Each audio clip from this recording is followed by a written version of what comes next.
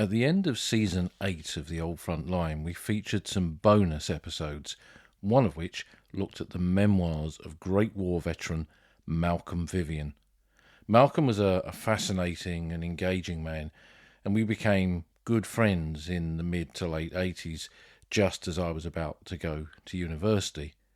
Living in Saltash in Cornwall, and coming from what he always said was the oldest Cornish family, the Vyvyans, I went to see him on many occasions, and he wrote to me frequently, often pages and pages, detailing his memoirs. Sometimes letters would come 2, 3, 4 times a week. Now, the extracts from what he sent me that I included in that previous podcast, and I'll put a link to it in the show notes for this episode, seemed to hit a bit of a chord with you, the listeners, and many of you asked if I'd ever thought about turning his letters and accounts into a book. I mean, that would be wonderful, but publishing is a bit of a hard world right now, particularly stuff to do with the Great War. And as I've said a few times of late, there is this thing called the Old Front Line podcast that gets in the way of these kind of things. But of course, what the podcast enables me to do is to take material like that and quickly, more readily share it with an audience like yourselves. So, considering how popular that episode was, what I've done is to go back into that material that I have for Malcolm Vyvyan, and I've made another selection from it. And again, this is only a small part of what he sent me and what he told me over the years that I knew him. So I'm sure it is something that we will return to again in an episode like this for the podcast. Now, one of the things that Malcolm would often talk to me about was how heavy artillery was used. Now, on one level, talking to a veteran, you're getting an insight into their experiences, where they came from, what they saw, what they went through. But for someone like Malcolm, he was kind of on a slightly different level. Being an officer and ending the war as a major, he saw the war in very different ways. His responsibilities were very different to those of ordinary soldiers.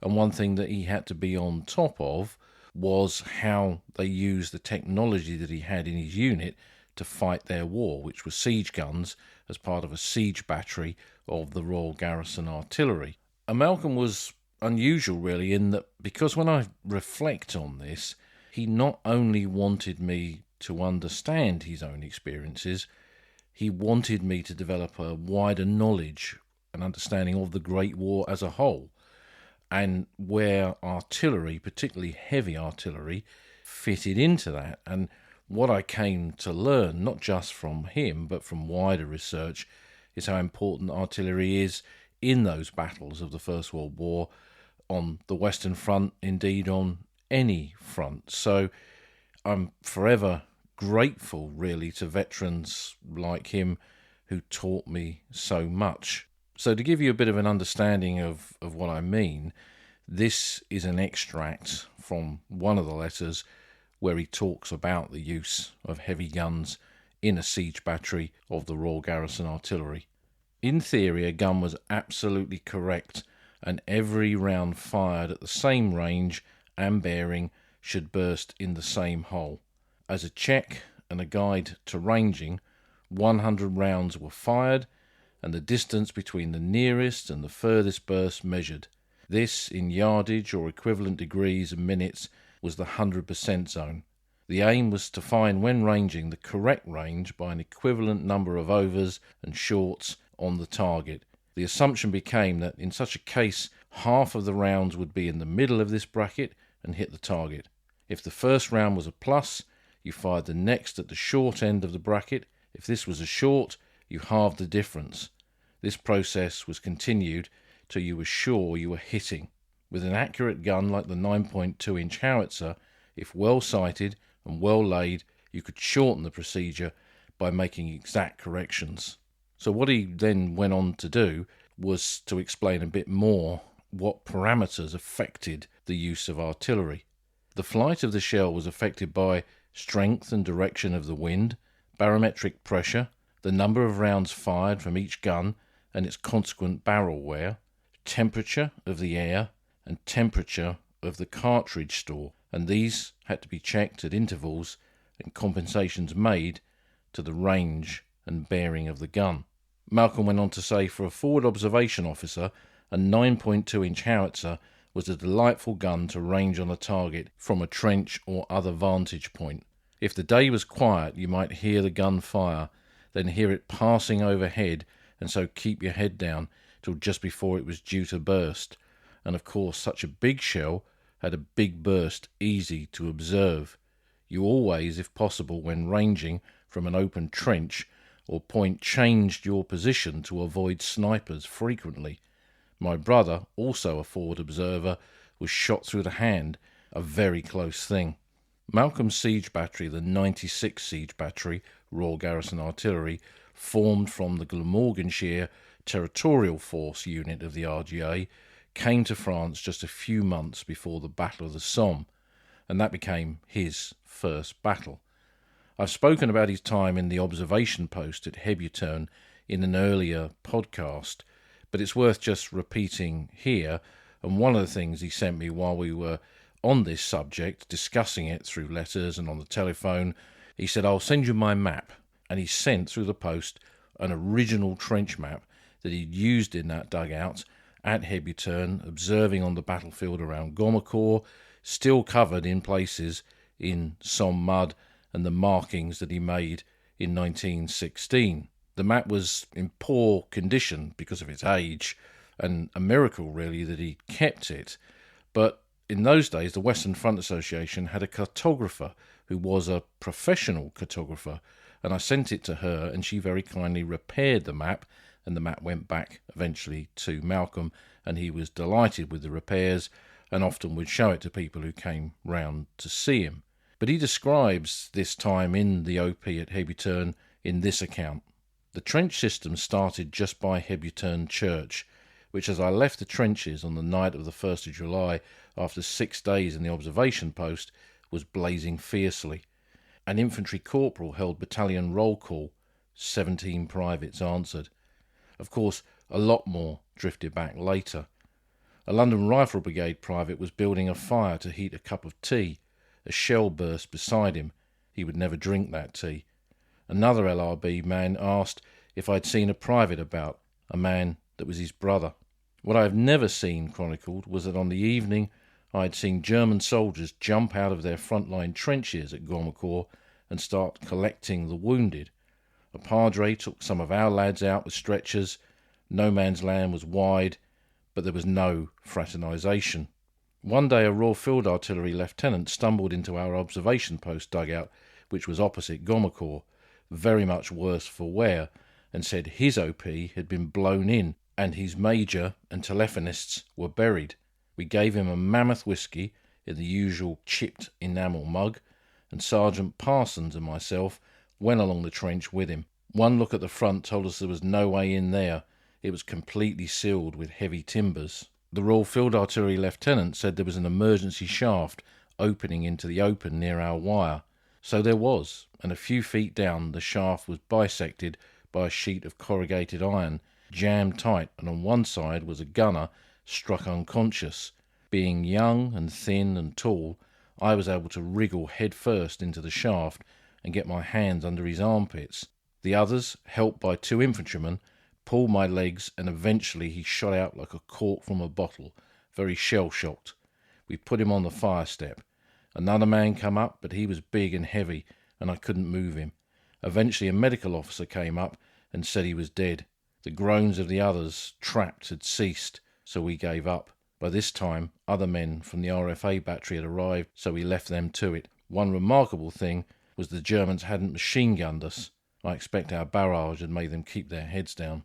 Malcolm spent a long time in that dugout at the opening stage of the Battle of the Somme, and he witnessed the advance of the 56th London Division.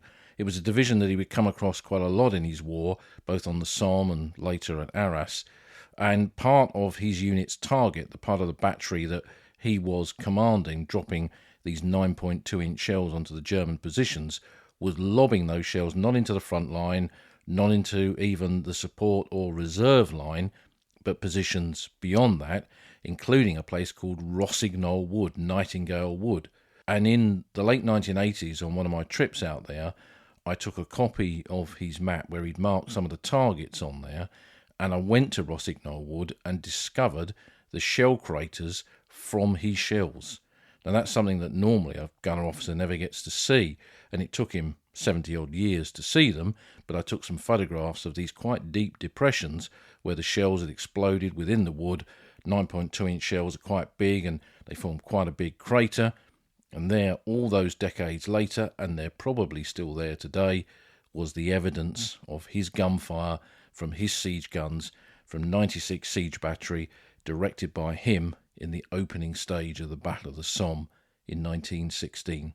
Arras, the Battle of Arras in April and May of 1917, was a big part of Malcolm Vyvyan's war, and a big part of what we always discussed. In the previous account, the previous podcast episode I did on his memoirs, I described how he got ready for the 9th of April 1917, the opening stage of the Arras battlefield and the attack that was made that day.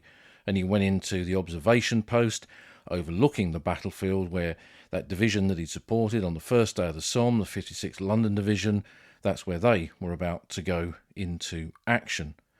But later on, as the battle progressed, they stayed in that sector and they worked more and more to try and take out targets on the main Hindenburg line, particularly bunkers. His unit became particularly proficient in this bunker busting. And he went forward on many occasions with his forward observation team, which would be him and a number of signallers, ordinary gunners, perhaps a few bombardiers, who would then go forward and they'd run the signals for him while he spotted for the guns. And one particular incident, which we're going to hear about now, was in front of the Hindenburg line, close to where Rookery and Cuckoo Passage cemeteries are today. There's a bit of a sunken lane there, and that's where this episode takes place. It's on the high ground above the village of Heninel. So this is how Malcolm recalled that incident. In May 1917, I was observing from the lip of a sunken lane and registering on trench junctions in the Hindenburg line. Down in the lane was Sergeant Parsons and two linesmen brewing tea. It was early morning and the sun was low in the east. I was abominably careless. I should have known better, but the sun was obviously reflected from the lens of my binoculars. Parsons called out, "Char up, sir."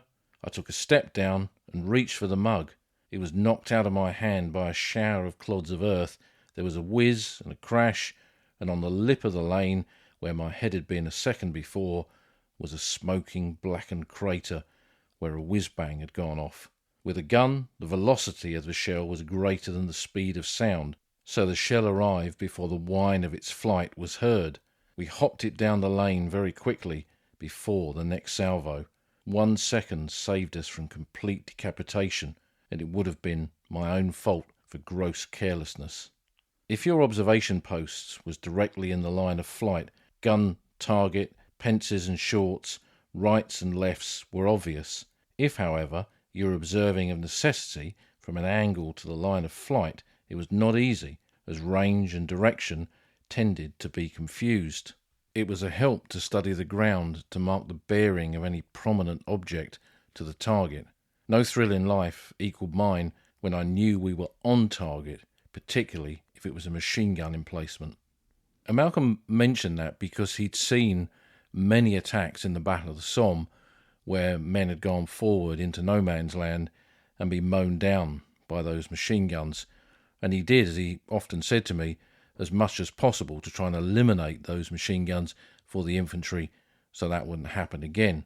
But he went on to talk about the kind of cooperation that the artillery did with the war in the air, something we touched on in the series that we did about the war in the air, the Royal Flying Corps and the RAF on the Western Front. And this is Malcolm's memories of counter-battery work involving cooperation with the air services.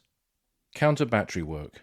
We did a lot of shelling of German batteries, the fall of each round being plotted by the observer rear gunner in a cooperation mostly with number 8 or number 16 squadrons Royal Flying Corps, flying at 1st BE-2Cs, then RE8 or AW machines based at Bellevue or Mondicourt. The observer would transmit messages to us. We had a wireless mast and 3 Royal Flying Corps signallers attached to us. We could only communicate with the plane by putting strips of linen material on the ground, each with its own meaning. The aircraft, after calling us, would fly backwards and forwards, battery target. It used a clock code to indicate the position of each of our bursts, A meaning 25 yards, then 1 for 1 o'clock, etc. We made the necessary corrections, fired again, waited for the observer's report. These shoots were generally very successful, but the slow observation planes were a tempting target for the fast German scout planes, especially the Albatros. On the other hand, a really good observer with his machine gun could put up a fire defence. Once our position had not yet been spotted. We were doing a shoot when a German recce plane came along. Not wanting to disclose our position, we did not fire twice when the observer was waiting for the fall of our shell. Fed up, he wired, "Fed up C1." C1 meant going home. That afternoon I was in the command post dugout, the major was away, when a Royal Flying Corps tender stopped on the road and 2 RFC officers, Lieutenants Burrand and Howes, came in and saluted. Then they said they'd been sent up to apologise for the C1. They hadn't got gas masks in that position, and we used to be shelled most afternoons for at least half an hour, having been located by mixed HE and gas shells. Fortunately, the dugout was well gas-proofed with door blankets, so the 2 RFC officers were safe. One of the things that I learned fairly early on from talking to Malcolm about his own life and his upbringing, that his mother was American. And when I look back on it, I realised that kind of set him apart in many ways. The influence of an American mother with a different philosophy to people from Britain, I think changed him in all kinds of ways. I mean, he was from a wealthy family, privately educated, and he was at Oxford when the war began in August 1914, but he had a different attitude to so many different things, and would often tell me that the war taught him the value of people, and that despite his upbringing he never took anything for granted because he learned from his men how lucky he was. And I think his mother had also given him a bit of a sense of that as well. And I think it's one of the reasons, I mean, he never said this, but he obviously got on very well with the ordinary soldiers in his unit, his sergeant, his bombardiers, his signallers, his linesmen, and I think that's because he treated them in a very different way, perhaps, to some of the other officers. And one of the other things that I got to learn about him was that he wasn't afraid to poke a finger at authority, as this tale that he related tells us. There was a Brigadier General Royal Artillery called K.K. Knapp. He had a great reputation as a thruster for leading from the front, going to observation posts and making battery visits on his own. You know my indignation at the ignorance of past senior officers of the potential vulnerability of a 9.2-inch howitzer battery. Well, after a sticky do on the lower Somme area, we had moved up into Knapp's command area. I stood an officer, 2 gunners and 2 signallers down at once to get some sleep, and put the cooks on to get the meals ready while everybody else got on with working on the guns and breaking off for dinner when it was all done, and then getting on with the remounting of the guns, preparing for any action. By the time they'd finished, everyone was absolutely all in. The linesman had run a line to group headquarters, and then I stood everyone down for some sleep. The posted officer took over as duty officer, and the signallers manned the telephone, and the others became sentry and gas alert man. There was, of course, lots to be done, like building cartridge shelters, but we were ready for action. Then I saw Knapp, so reported to him, and he started to tear me off a strip. I let him have his say, and then said, "Excuse me, sir, everything you say is of course necessary, but there is something much more necessary." He said, "What?" So I said, "Be ready for immediate action, but not efficient action until the men have had some rest. Tired, they could easily drop a fused shell, or a gun layer can make an error in range and bearing." And then I went on about the work involved in moving a 9.2-inch battery. He said, "Show me."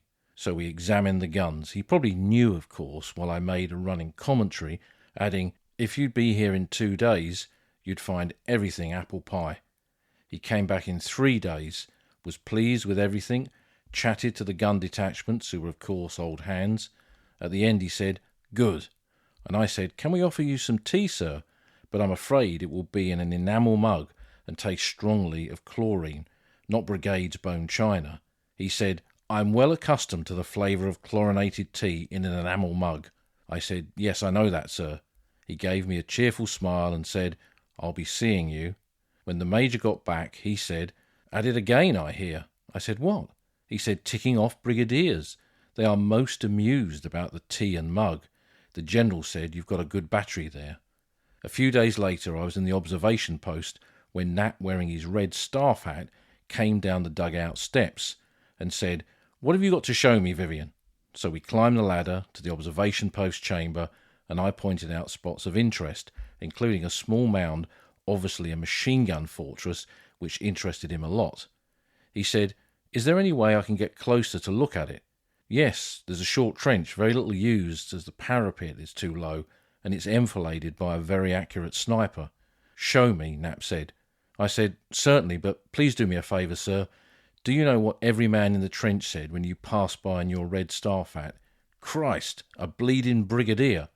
If you wear that hat in the trench, some German will spot it, and they'll throw everything they've got at us, which I shall find most distasteful.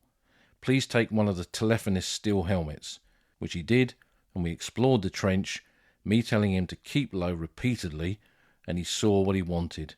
We returned to the OP, he changed hats, and left, refusing my helmet. I met him a few days later, but when he was with an infantry colonel and his intelligence officer, so I crouched into the side of the trench, but he caught my eye, winked, and touched the edge of his tin hat that he was wearing. Sadly, I never saw him again. Now, the man in that story that Malcolm describes is a very interesting character. He's Brigadier General Kempster K. Knapp, CMG, who had served with a mountain battery of the Royal Garrison Artillery and come to France in December of 1914. During the war, he was mentioned in dispatches on several occasions and decorated with the Distinguished Service Medal, an American decoration, by the American Expeditionary Force, the AEF, for supporting their men with his artillery in the battles on the Hindenburg Line in September and October of 1918. It was said that General Knapp proved of invaluable assistance to our infantry by the Americans. He showed himself an indefatigable worker, a brilliant tactician, and a loyal friend to us. Knapp later became Deputy Lieutenant of Northamptonshire and stayed on in the regular army after the war, and his son John also became a gunner, the commander of a mountain battery, and he was killed in Burma in 1945 while commanding 33rd Mountain Battery Royal Artillery, and is commemorated on the Rangoon Memorial. And what I found with talking to Malcolm is that all these kind of characters would come up in his conversations, and I would look them up and find out what happened to them and where they went, and all these kind of connections, those layers that I often talk about in this First World War history. I really began to kind of understand what that meant, because everything, one way or another, seemed to be interconnected. Now, later on in 1917, after Arras, his unit moved up to the area near to Lens, just to the south of what was known as the Loos Salient, which was the line that was established after the Battle of Loos in September and October of 1915, with a kind of salient that existed that incorporated the village of Loos and the Bethune-Lens roads to the south, went out towards the main road that ran from Lens up to Hulluch. Hulluch was still in German hands, and the Hohenzollern Redoubt to the north was also still in German hands, forming this kind of salient that British troops sat in. And unit after unit kind of passed through there. But in 1917, this was a sector that had been held by the 46th North Midland Division, who'd been on Malcolm's flank in the Battle of Gommecourt on the first day of the Battle of the Somme. And now the Canadian Corps had moved in here with a new commander, Arthur Currie, who had taken over after Byng had been promoted following the capture of Vimy Ridge in April of 1917, and the Canadians now moved into this sector near Lens to take part in an attack on Hill 70. And it was during this operation that I discovered that Malcolm had been awarded a military cross for his bravery. And it took me quite a while to get out of him that he had been awarded the MC. And on one of the trips, when I went up to see him, one of the early trips, I asked him about his medals, and he kind of rummaged around in a drawer and got this kind of box of medals out, which was his MC, which wasn't engraved. He saw me looking at the back of it and asked me what I was doing. And I said, well, sometimes people like yourself had your MC engraved. And he said, no, I didn't bother with that. And then he saw me looking around the edges, the rims of his British War and Victory medal. And he said, why are you looking there? I said, well, your name's inscribed on this. And he'd had them all those years, and he didn't even realise they were named. And then there was his Second World War medals in there, which also included the Africa Star. Now, after I pressed him a little bit, he finally sent me the details of the award of his military cross, which happened when they were attached to the Canadian Corps, taking part in these Hill 70 operations in the summer of 1917. And this is his official citation. His MC, when it was gazetted, there is no citation listed, but he had the original recommendation that he loaned me, and this is what it said on it. For conspicuous gallantry and devotion to duty, when his battery was under an intense hostile bombardment, he rushed out into the open to extinguish a pile of burning cartridges, and succeeded in doing so, although high explosive shells were bursting within 6 yards of him, and he was completely blackened with smoke and burning debris. His complete disregard of personal safety undoubtedly saved the emplacement from being destroyed. He added to this is taken from the official recommendation. It isn't strictly true. What really happened was that behind each gun were shells fused with a new 106 fuse, instantaneous action. And if these went up, so would the guns. The attack on Hill 70 by the Canadian infantry was timed for the next day, and every possible gun was needed for the wire cutting. The attack was a complete success with light casualties, and I can only suppose that the Canadians were so pleased with our work that they gave me an immediate gong. Just fancy, that was 68 years ago. I'm not so quick on my feet now. Like many of the veterans that I interviewed, whether it was about their war or medals that they'd been awarded, they always played that down. They never pushed themselves forward. They were not those kind of men.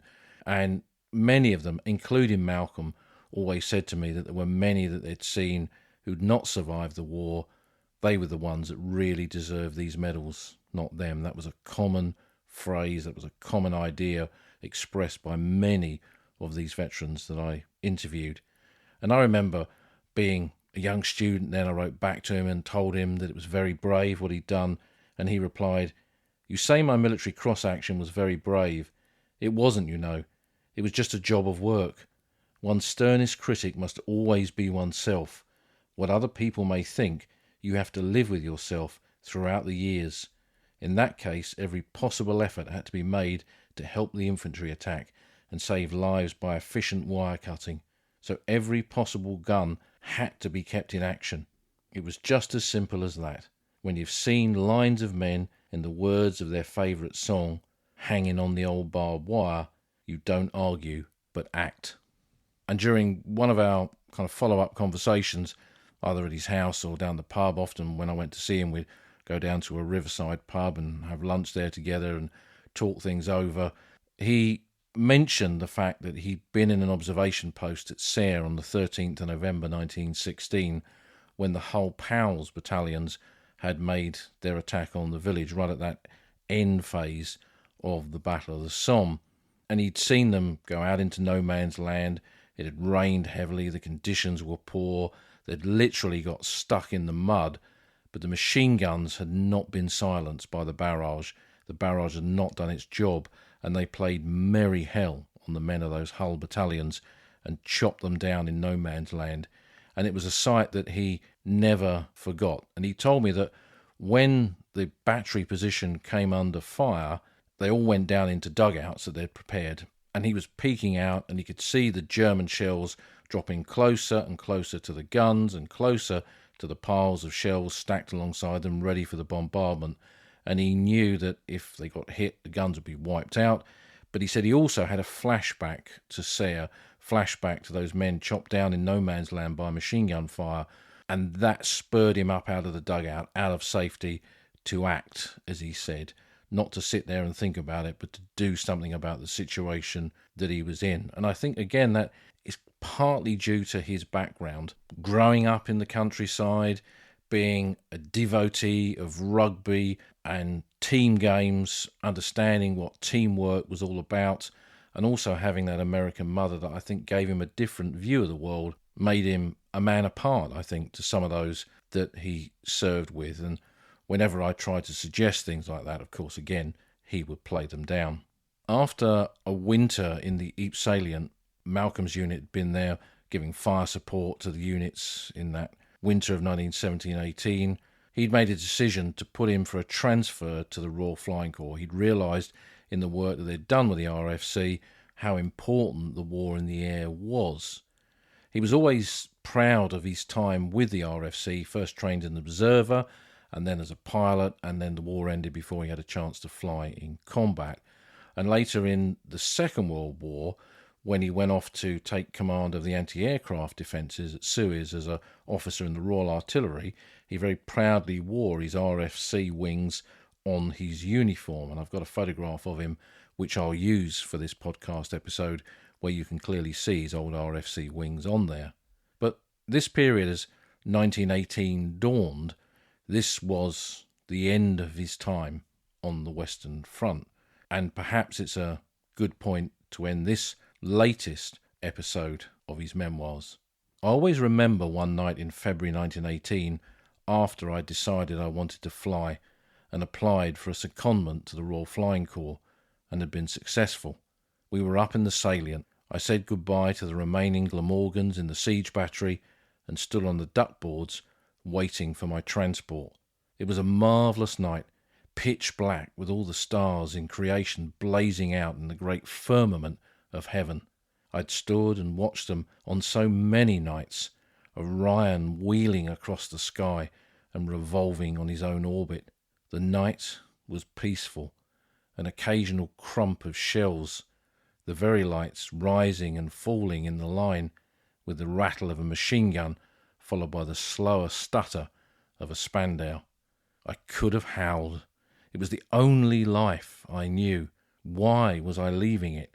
I would have given anything in those moments to reverse my decision. But that was the end of his war in France and Flanders. Perhaps that decision saved his life. Who knows? And as I've looked this week through those letters of his, written in biro on blue writing paper mostly, tucked inside their envelopes with long out-of-date stamps showing our late Queen, and many of them from 40 years ago now, it's taken me back to that time when I travelled around meeting men, incredible men like Malcolm Vyvyan. Some I knew briefly, only met once. Others came to be close friends, like Malcolm, a man at the end of his life in some ways, and me then at the beginning of my adult life. I think he saw a lot of himself in me. Perhaps that's how we and why we got along. And he always encouraged me in all kinds of ways. He was a good teacher, and not just about the war.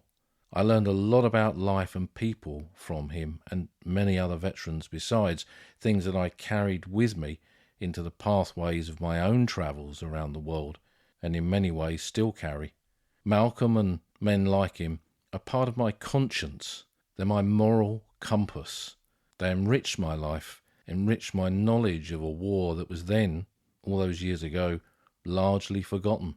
And all these decades later, they have enabled me to tell you the stories like this, knowing that many of you never got a chance to meet veterans like Malcolm Vyvyan.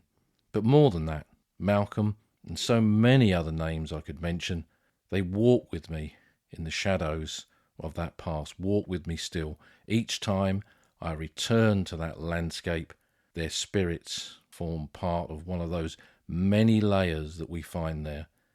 They exist within those layers, within the culture of those battlefields, within the very heart of all that we find along that old front line.